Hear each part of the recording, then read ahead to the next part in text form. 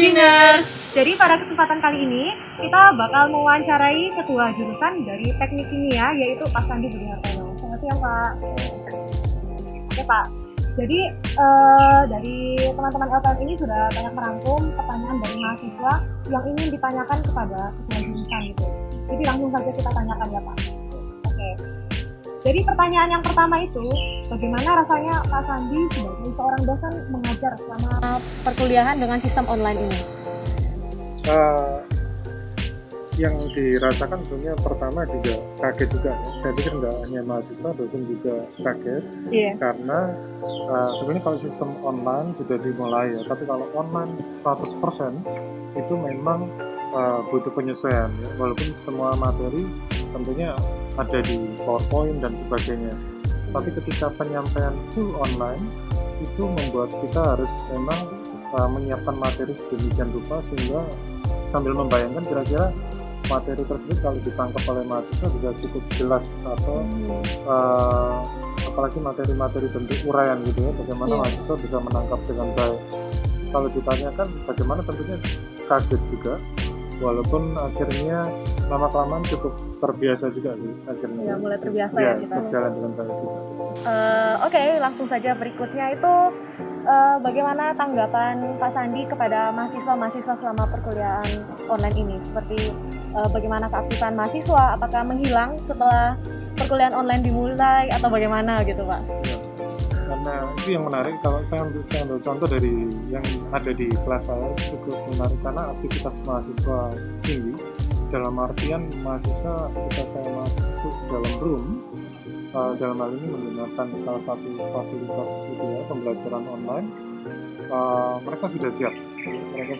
Jadi 1-2 itu mungkin terkendala karena koneksi internet saja, tapi intinya saya bisa melihat antusiasme dari mahasiswa masih tinggi. Jadi saya bersyukur dengan kondisi seperti ini, mahasiswa masih bersyukur.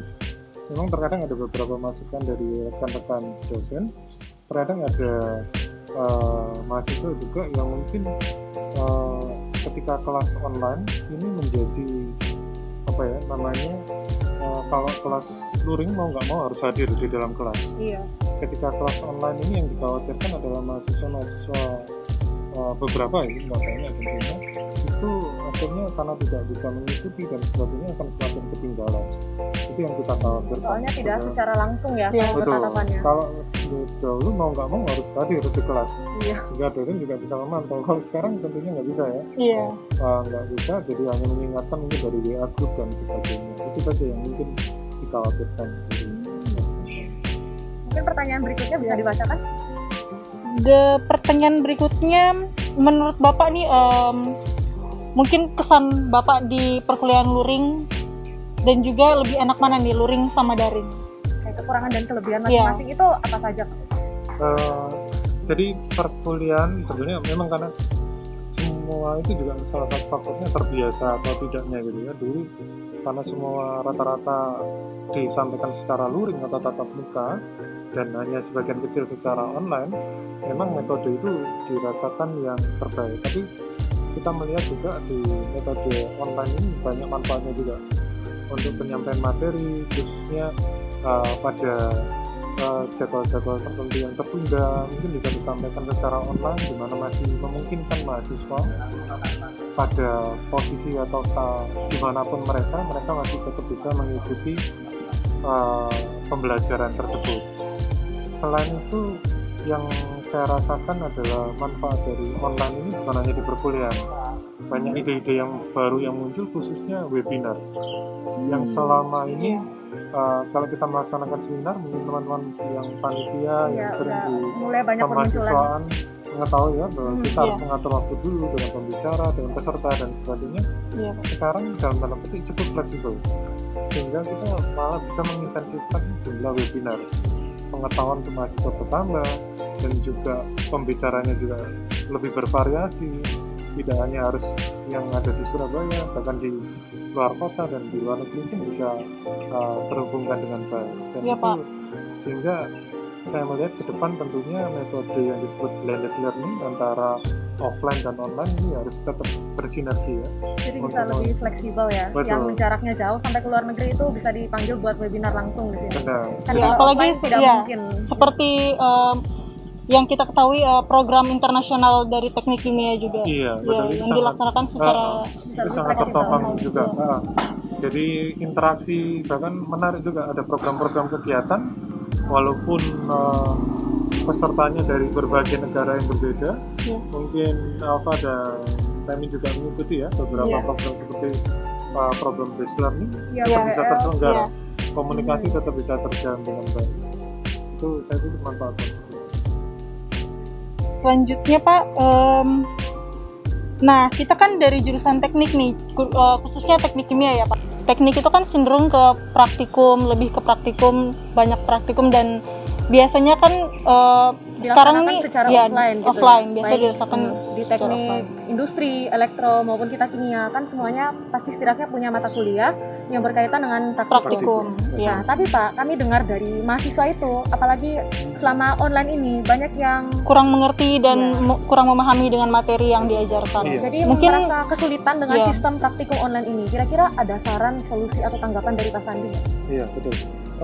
Itu juga salah satu saya pikir batasan ya, keterbatasan yang ada pada saat ini. Benar yang dikatakan Alfa sama Doni, model-model perkuliahan di teknik ini tentunya praktikum itu memegang peranan yang penting untuk pengembangan skill mahasiswa.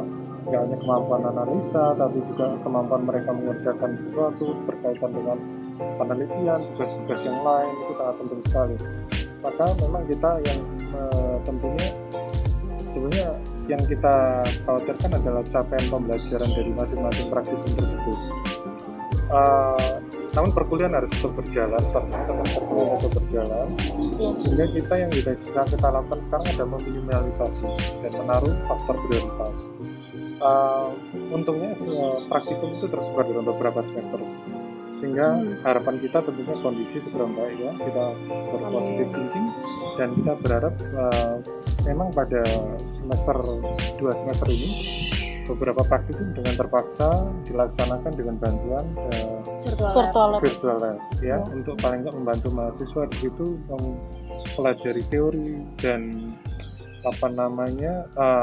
mempelajari pengetahuan terkait topik yang diberikan. Namun tentunya tidak bisa otomatis menggantikan skill yang ada, yang diharapkan, yang dipraktekkan secara langsung oleh mahasiswa. Skillnya beda ya di Iya. lab sama menghadap laptop buat virtual lab itu betul. beda. Sehingga memang kami khawatirkan memang capaian pembelajarannya mungkin mengalami tidak bisa 100% dalam hal artian tadi. Tapi yang kita harapkan sekarang, mengingat praktikum masih ada dalam beberapa semester dan semester depan, kami berharap di semester depan ini secara berangsur-angsur pulih kembali, praktikum juga mulai berjalan kembali, mahasiswa dapat mengikuti secara langsung ya. secara langsung mahasiswa bisa datang ke lab, mereka bisa melaksanakan praktikum dan secara perlahan gitu ya, skill untuk kerja di Bisa membangun laboratorium itu skill bisa ya. terbentuk kembali. Tetapi konsep, teori, pengertian dan penguasaan materi tetap bisa dilakukan walaupun secara virtual lab. Memang skill dalam hal praktek itu memang mengalami keterbatasan. Nah, yang tentunya nanti menjadi prioritas adalah kegiatan skripsi atau penelitian di laboratorium, karena itu salah satu bentuk tugas akhir, sehingga untuk kegiatan-kegiatan tersebut hal secara virtual saja tidak cukup tentunya. Mereka harus melaksanakan sendiri, mempraktikkan sendiri. Jadi tertunda ya Pak? Memang tertunda, tetapi nanti tetap akan kita laksanakan dengan segala pengaturan. Dalam hal ini pembatasan tetap kita laksanakan untuk, yaitu tadi tujuan utamanya adalah untuk mengurangi resiko dari kondisi yang ada pada saat ini.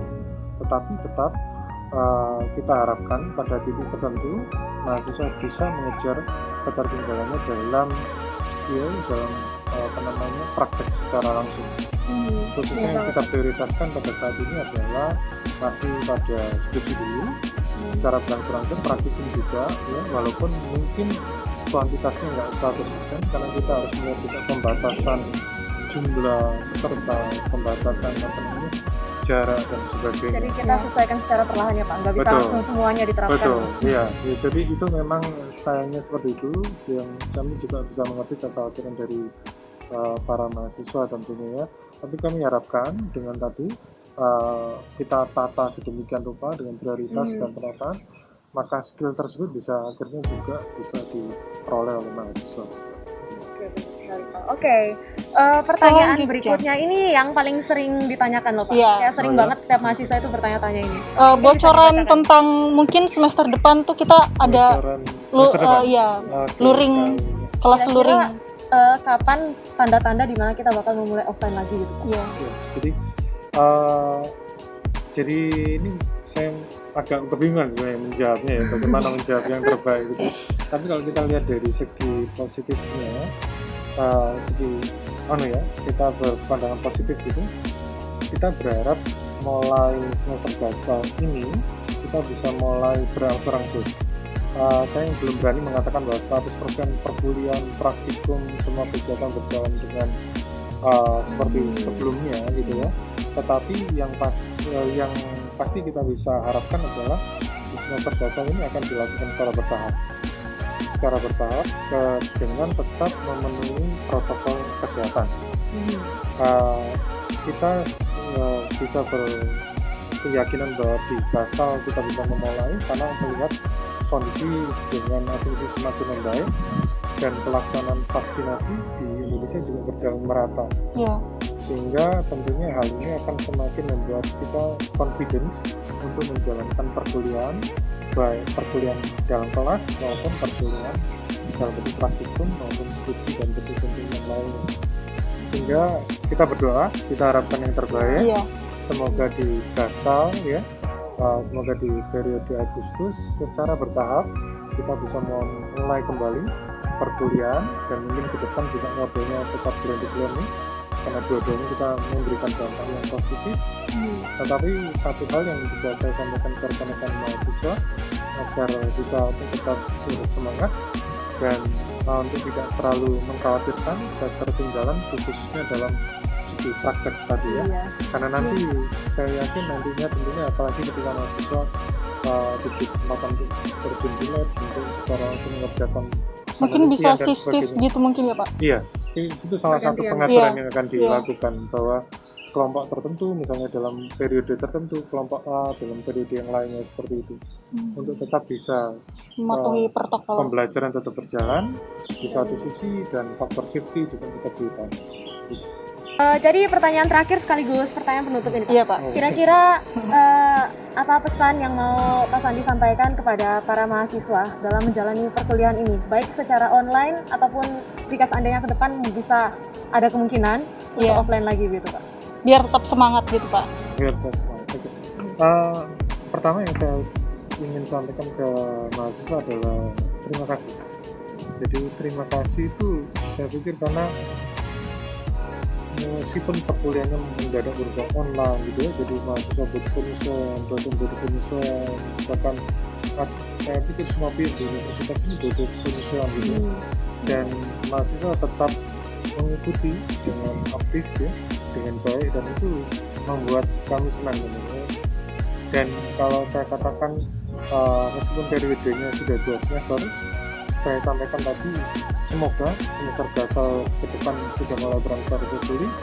Jadi seperti yang Alfa tadi sampaikan dan kami tetap semangat, semoga nggak lama lagi kita bisa bertemu dan bertatap muka secara langsung dan perkuliahan berjalan dengan baik seperti itu ya, dan mendatangkan manfaat lebih.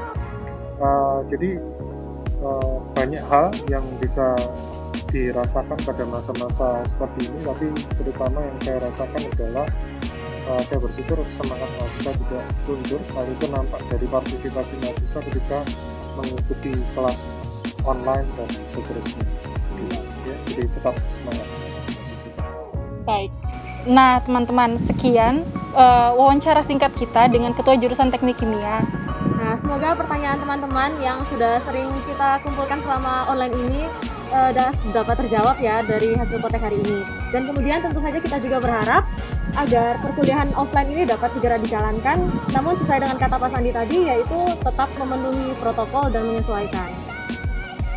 Dan terima kasih Pak Sandi, sudah kami bersedia untuk kami wawancara. Nah teman-teman, buat kalian yang penasaran potek selanjutnya apa nih, yang siapa lagi yang akan kami wawancari, tetap pantengin di YouTube Wima Engineering. Oke, sampai jumpa di potek Sampai jumpa.